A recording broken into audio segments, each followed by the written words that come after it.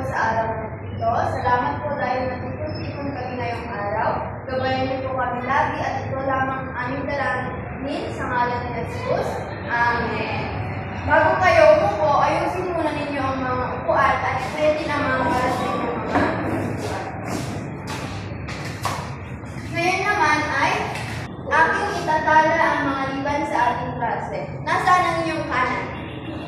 Sa kaliwa. Tingnan niyo nga kung sino ang nasa kanan ninyo. Sa kaliwa. Wala. May lumiban ba sa ating klase? Wala po! Mahusay. Ngayon, may ibinigay ba akong takdang aralin sa inyo? Wala po, Guro. Kung wala, akin iprepresenta sa inyo ang ating mga tuntunin sa silid-aralan. Ang una, huwag maingay. Dapat tayo ay manahimik kapag siguro ay nagsasalita dito sa harap at ang iyong mga kaklase ay nagbibigay ng kanilang mga sagot. Naintindihan ba? Opo, Guro. Pangalawa, makinig tayo kapag nagsasalita si Guro at kapag nagbibigay ng mga sagot o nagsasagot ang inyong mga kaklase. At ang pangatlo ay itaas ang inyong kanang kamay kung may gusto kayong sabihin sa akin o kung gusto nyo sumagot sa aking mga katanungan. At kung gusto nyo rin pumunta sa banyo pag kayo ay or tatay. Naintindihan ba? Opo, Guro. Bago natin umpisa ng ating talakayan, tayo muna ay magbabalik-aral.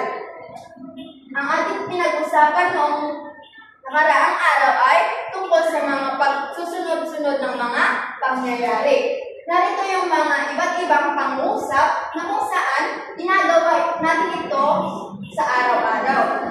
Ang gagawin niyo naman ay isaayos ang mga sumusunod na mga pangusap kung ano ang una ninyong ginagawa at ang panghuli ninyong ginagawa sa pamamagitan ng letrang A kapag yung una ninyong ginagawa at letrang K naman or F naman kapag yung huli ninyong ginagawa. Naintindihan ba?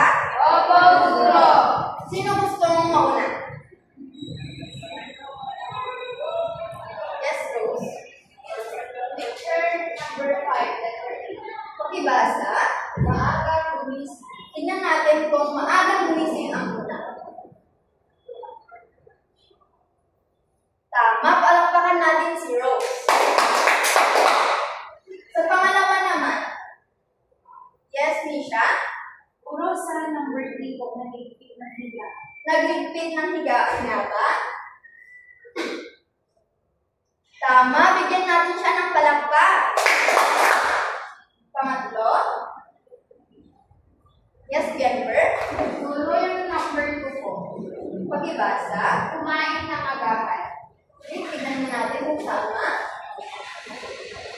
Tama, bigyan natin si Jennifer ng palakpak. Sino pang gustong sumagot? Yes, Rose?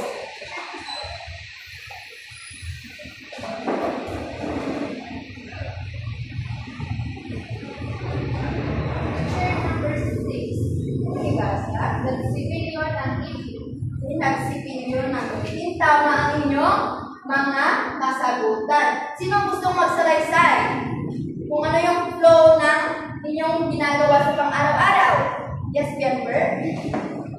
Guro, ako po ay maagang gumising kanina at pagkatapos ko pong gumising, nilipid ko po ang aking higaan at kumain po ako ng agahan at pagkatapos ko, ako ay nagsipilyo at naligo po at nagayos na sa baby bago pumasok sa paaralan.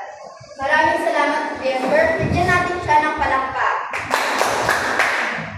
Ngayon naman, meron akong awitin na ating aawitin. Ang gagawin ko ay awitin ko muna at atin itong aawitin ng sabay. Naintindihan ba? Opo, Guro. Ang pamagat ng awitin ay pangungusap. Ang tono nito ay katulad lamang na ang mga ibon na lumilipad. Alam niyo ba yun? Opo, Guro.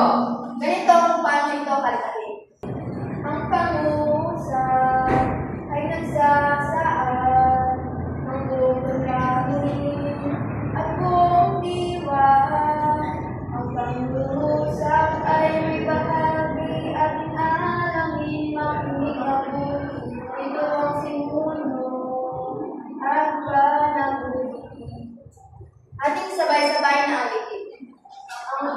pangungusap ay nagsasaad ng buong damdamin at buong diwa. Ang pangungusap ay mabahagi ating alamin, makinig mabuti, ito ang simuno at panaguri. Naintindihan ba ang awitin? Opo, Guro! Ano ang inyong mga naobserbahan sa awitin? Yes, Bianber? Guro, may nalinyahan pong mga salita. Ano yung mga nalinyahan na salita? Simuno at panaguri ko. Mabigyan natin si Bianber ng 3 palakpak. Ano pa ang inyong mga napansin? Yes, Rose? Teacher, tungkol sa pangungusap? Palakpakan natin si Jade. Tungkol sa pangungusap. Ang ating tatalakayin ngayon ay tungkol sa ang mga bahagi ng pangungusap, simuno at panaguri. I-represent ako sa inyo ang ating mga layunin. Una, sa pagtatapos ng araling ito, kayo ay inaasahang matukoy ang simuno at panaguri sa pangungusap. May pahayag ang pagpapahalaga sa kahalagahan ng simuno at panaguri sa pang-araw-araw na buhay at makabuo ng pangungusap na may simuno at panaguri. Naintindihan ba? Opo, Guro! Bago tayo umpisahan ang ating talakayan, narito muna ang ating kwentong babasa.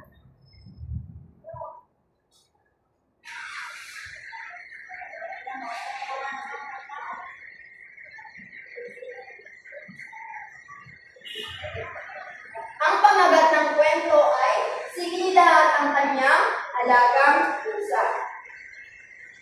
Siya si Lila. Siya ay mahilig sa hayop.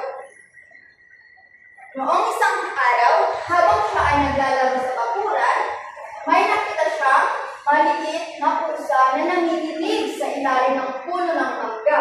Basang-basa ito at tila gutom na gutom. Nakakita na ba kayo ng pusa? Opo, Guro! Mayroon ba kayong mga alagang pusa? Wala po! Wala.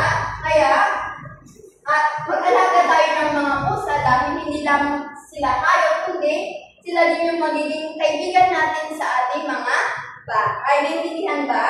Opo, Guro! Alam niyo ba kung ano ang sinabi ni Lila sa maliit na pusa? Hindi po! Sinabi niya na, aba, kawawa ka naman, sabi ni Lila sa kanilang pusa. So, dali-dali niyang dinala ang pusa sa kanilang bahay at pinunasan niya ito ng tuwalya. Napakabait ni Lila, no? Opo! Dapat ganun din kayo pag may nakikita kayong mga hayop na nanginginig at gutom na gusto nang kumain. Naintindihan ba? Opo, Guro! So, ang ginawa niya ay pinakain niya ito ng konting gatas at tinawag niya itong Miming. Ano nga ulit ang tinawag ni Lila sa kanyang pusa? Miming! Miming. So, simula noon, araw-araw nang kasama ni Lila si Miming. Tuwing umaga, sila ay sabay nang kumakain. Napakabait talaga ni Lila.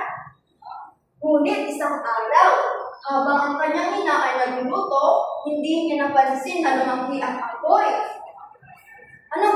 Ano sa tingin niyo ang ginawa ng pusa? Tumakbo! Tumakbo, tignan natin. Tama, mabilis na tumakbo si Miming sa silid ni Lila at malakas na humiyaw. Paano ang humiyaw? Ano yung tunog ng pusa kapag humiyaw? Wow! Ganon yung tunog ng pusa kapag humihiyaw. Dahil dito, agad na nakaranta si Lila at agad na tinawag ang kanyang ina. Pagkatapos nun, napatay nila ang malaking apoy. Ang sabi ng kanyang nanay, salamat kay Miming, ligtas tayo. Sambit ng kanyang ina. Habang niyayakap ang pusa na si Miming. Kaya mula noon, mas inaalagaan pa nila si Miming ng mabuti. Naintindihan ba ang kwento?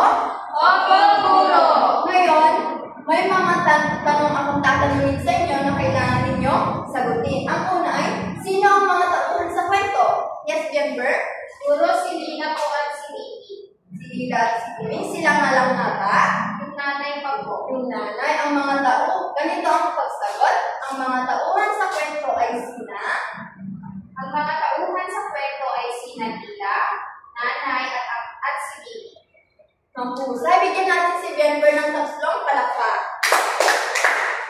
Sa pangalawa, may alaga ba kayong mga pusa?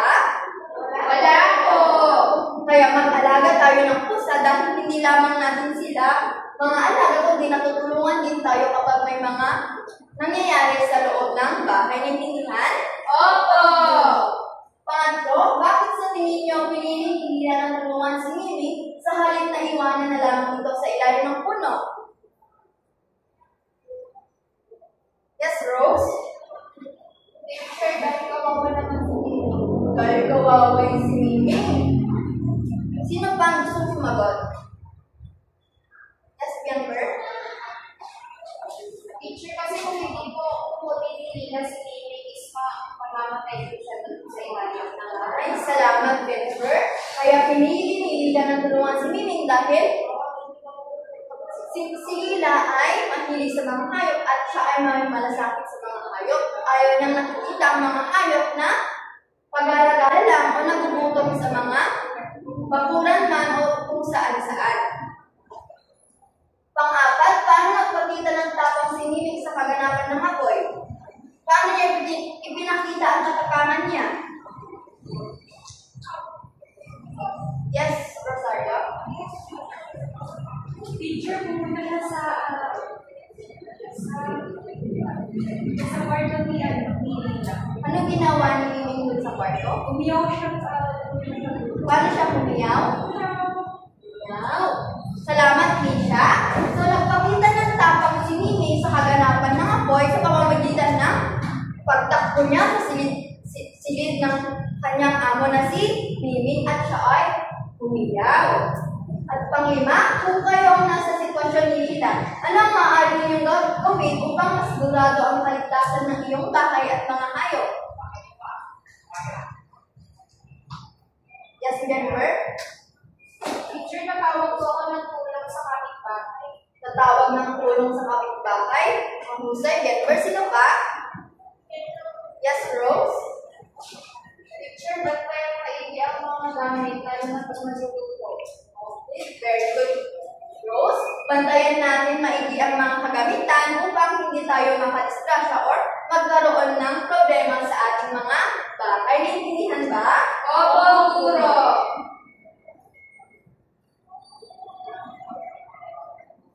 Ngayon, atin nang tatalakayin kung ano nga ba ang posibleng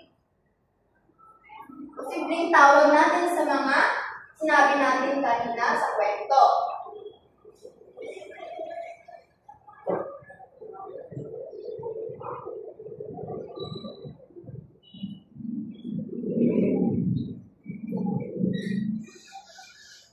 Mga bahagi ng pangungusap, simuno at ang panaguri.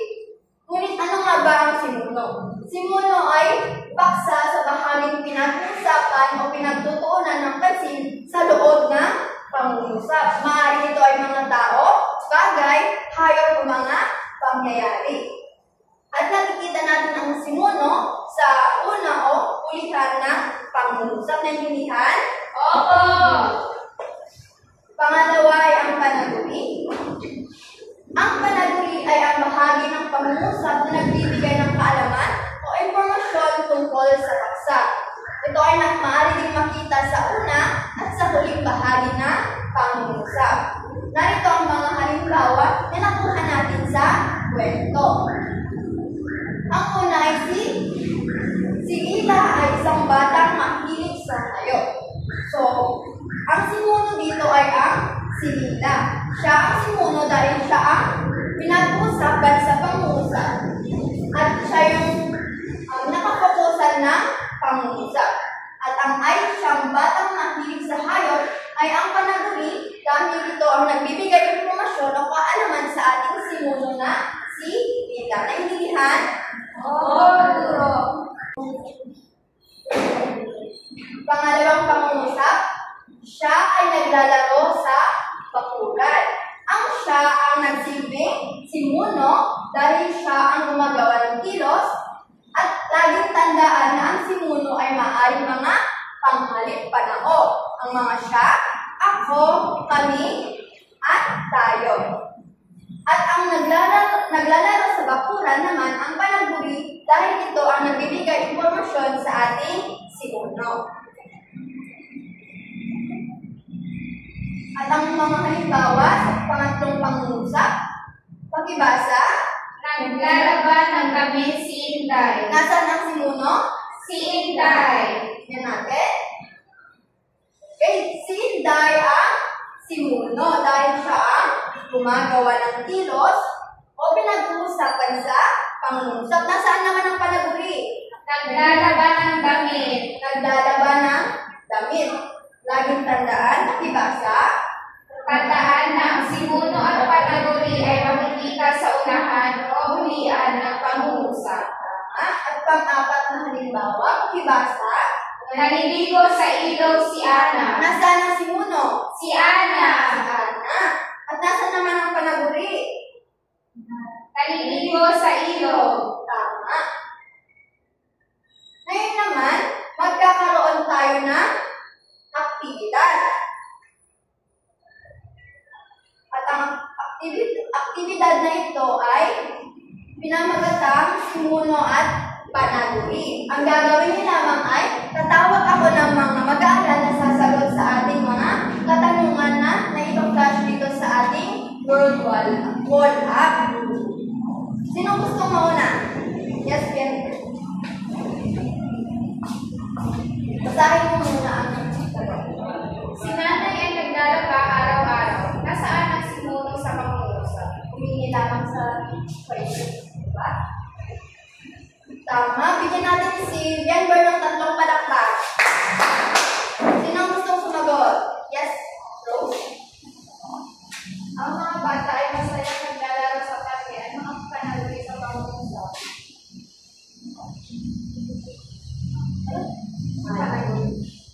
Salamat sa inyong kasagutan at least siya ay nag-try. Bigyan pa rin natin siya ng 2 palakpak. Ang pangatlo, sino gustong sumagot? Yes.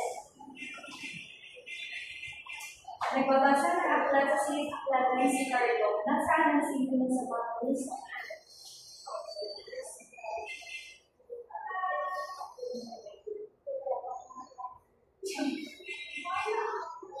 Mangusay, bigyan natin siya ng 3 palakpak. Sino gustong sumagot sa pang-apat? Yes, Bianca. Naghahaplas sa bakuran ng mga aso. Ano ang panaguri sa pangungusap? Tama, bigyan natin si Bianca ng 2 palakpak. Sino pang gustong sumagot? Yes, Rosario. Si tatay ay naghahanda ng almusal tuwing umaga. Nasaan ang simuno sa pangungusap? Picture si tatay. Tama, si Tata, bigyan natin si Misha ng 2 palakpak. Mukhang naintindihan niyo na ang ating aralin ngayon. At ngayon naman ay papangpatin ko kayo sa 3 grupo. Ang unang grupo ay mabibigyan ng mga litrato na may nakasulat na hindi kumpletong pangungusap. Ang inyong gagawin ay unan lamang ang pangungusap at obserbahan kung ano yung nasa larawan.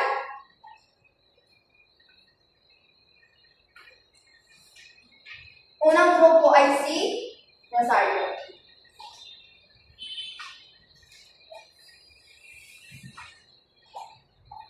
At ang pangalawang grupo naman, kayo ay bubuo ng 5 pangungusap na may simuno at panaguri upang maipakita ang inyong pag-unawa. Salukuhitan lamang ninyo ang simuno at bilugan kung ano ang panaguri sa bawat pangungusap. Maging malikhain sa pagpili ng mga salita at siguraduhin tama ang pagkabuo ng bawat pangungusap. Ang ikalawang grupo ay si Bianca. At ang pangatlong grupo naman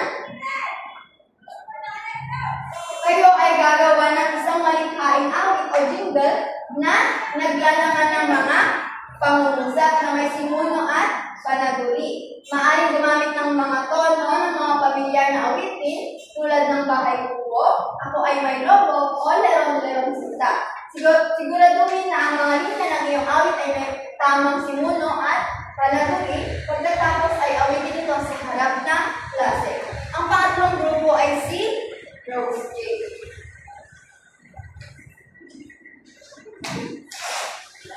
Kayo ay bago nyo umpisahan na narito muna ang ating mga pamantayan. Nilalaman, pag nakita kong nasa ayos ang pagkagawa ng inyong mga gawain, ibigyan ko kayo ng 10 puntos. Pagkamalikhain, 10 puntos. Pamamahala sa oras, 5 puntos. Kooperasyon, 5 puntos. At kabuuang puntos ay 30 puntos. Bibigyan ko lamang kayo ng 10 minuto para gawin yan.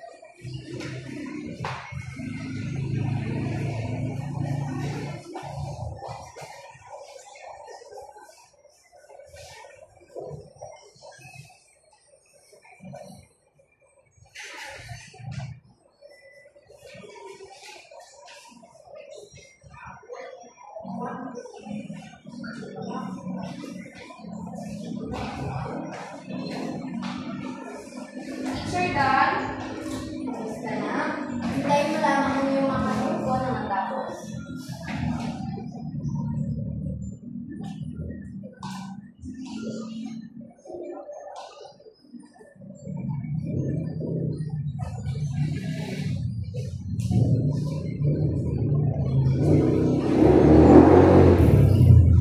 Teacher Dan.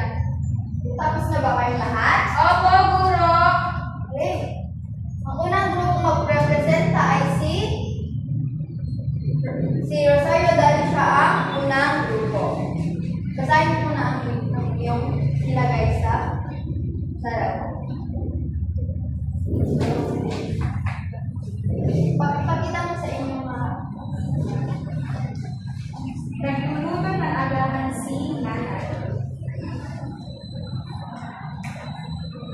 Sila ay naliligo. Si nanay ay naglalaba. Ang mga bata ay nagtitigas. Nasa loob ng sasakyan si Ana. palakpakan natin si Misha. Lahat ng kanyang nilagay dito ay tama. So, bibigyan natin siya ng 10 puntos para sa nilalaman.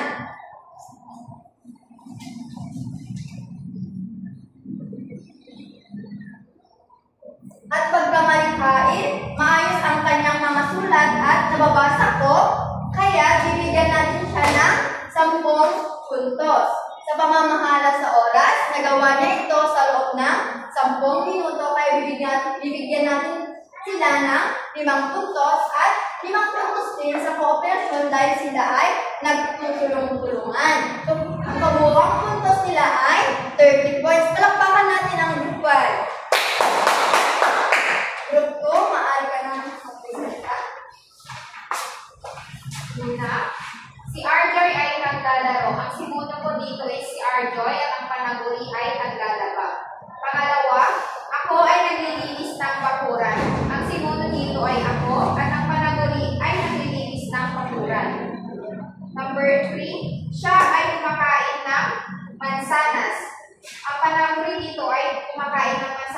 simuno ay siya. Pang-apat, si Pamela ay naghanda ng almusal. Ang simunod dito ay si Pamela at ang panahuli ay naghanda ng almusal. At ang panglima, at ang panghuli, pero hindi huli, ay nagtupi ng damit si Kristo. Ang simunod dito ay si Kristo at ang panahuli ay nagtupi ng damit. Palakpakan natin ang group 2. Ang nilalaman ba rito ay tama lahat? Opo, guro!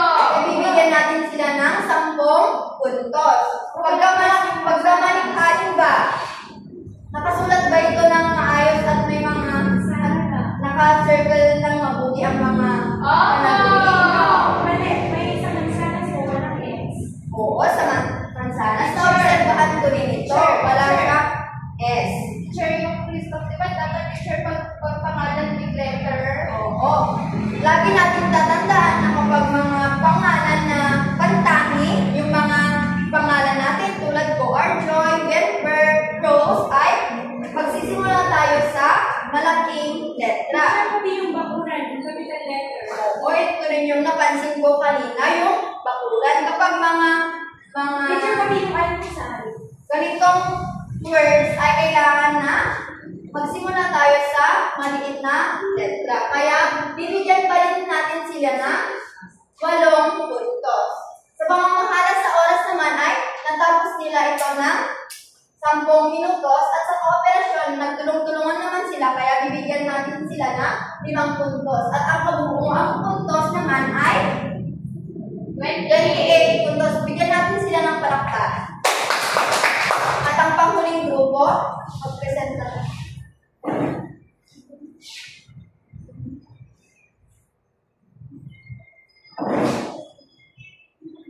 Teacher, Ang bata ay nag-aaral ng masigla. Ang guro ay nagtuturo sa bawat bata. Ang klase ay kumamanta ng sabay-sabay. At ang lahat ay natututo araw-araw. Tama ba ang nilalaman na ginawa ng mga group 3? opo, guro! Pagkamalikhain,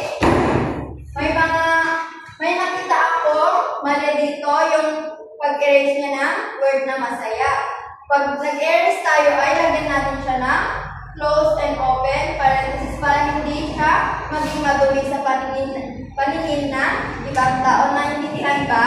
Opo, guro! Ibigyan pa rin natin sila ng 8 puntos at ang pamamahal sa oras, natapos nila ito ng 10 oras, kaya bibigyan natin sila ng 5 puntos. At ang kooperasyon naman ay 5 puntos. Sa kabuuan, 28 points. Bigyan natin ang group 3 na palakpak. Ngayon, naiintindihan nyo na kung ano ang panaguri at simuno sa pangusap, ay naghanda ako ng metacard ito. Ang gagawin nyo lamang ay kailangan maghanap ng bawat mag-aaral ng kapareha mula sa kabilang grupo upang makabuo ng isang makabuluhang pangusap na nagpapakita ng kabutihan o responsableng gawain sa araw-araw. Kapag nahanap na ninyo ang kapareha, babasahin ninyo ng malakas sa klase ang inyong nabuong pangusap. Group 1, Rose, at Group 2, Denver and Misha. Ibigyan ko kayo ng 5 minuto.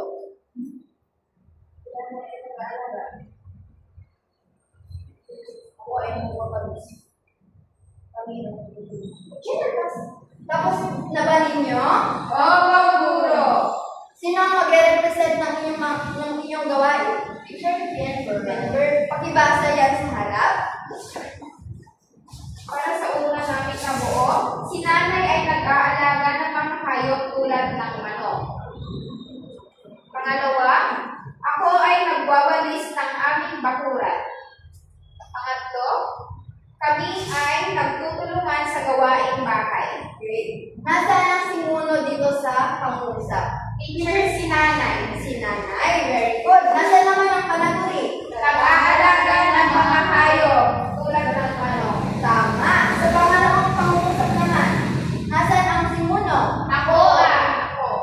Ako. Nasaan naman ang panaguri? Nagwawalis ng aming bakuran. Tama. At ang panghuli? Kami. Nasaan ang simuno? Kami, At ang panaguri? nagtutulungan sa gawaing bahay. Tama, mukhang naiintindihan niyo na talaga ang simuno at panaguri. Ngayon naman, dadako na tayo sa isa pang aktibidad. Ang aktibidad na ito ay pinamagatang ituloy mo. So, meron akong mga pangungusap dito na hindi siya kompleto. Kaya ang gagawin nyo lang ay bumunot kayo ng isa at kukumpletuhin nyo ito kung dadagdagan nyo ito kung ang kulang dito ay simuno o ang panaguri. Naintindihan ba? Oo, guro. Halimbawa, ang nabukod ko ay si nanay. So, ano nga ba yung ginagawa ni nanay sa bahay? Kaya ang dadagdag ko ay si nanay ang naglalaban ng damit. Naintindihan? Oo, guro. Sino ang gusto mauna? Yes, Gilbert. Basahin mo at sagot. Lang ay naglalaro sa bakuran kapag walang pasok. Si Rose ay naglalaro sa bakuran kapag walang pasok. Ano yung kulang dyan? Simuno po, guro. Tama, si Muno ang kulang sa pangusap. Si Rose ay naglalaro sa bakuran kapag walang pasok. Palakpakan natin si Gilbert. Sino ang gustong sumunod? Yes. Sorry.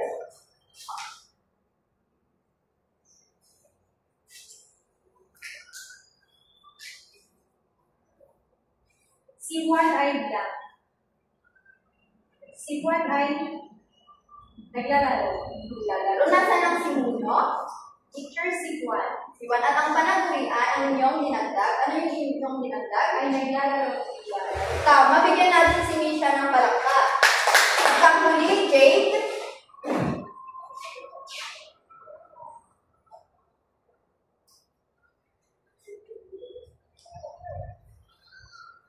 Lang ay nagwawalis ng bakuran tuwing umaga.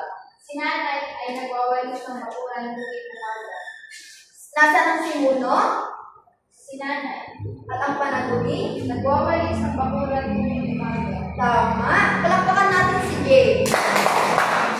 Ngayon naiintindihan niyo na ang simuno at panaguri ay meron kayong individual na aktibidad. Ang una ay tambalang ang coat na pahayag mula sa hanay A sa hanay B upang makabuo ng kumpletong pangungusap. Sunat lamang ang titik ng tamang sagot sa batlang bago ang bilang. At ang pangalawa, basahin at unawain ang mga sumusunod na katanungan at binugahan ang titik ng tamang sagot. Gawin niyo lamang ito sa 10 minuto.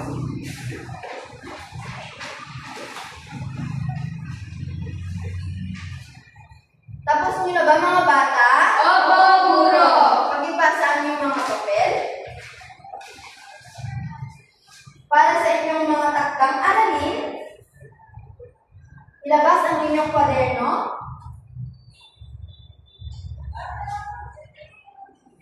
At isulat ito, magbigay ng 5 karanasan na inyong ginagawa sa pang-araw-araw ng buhay.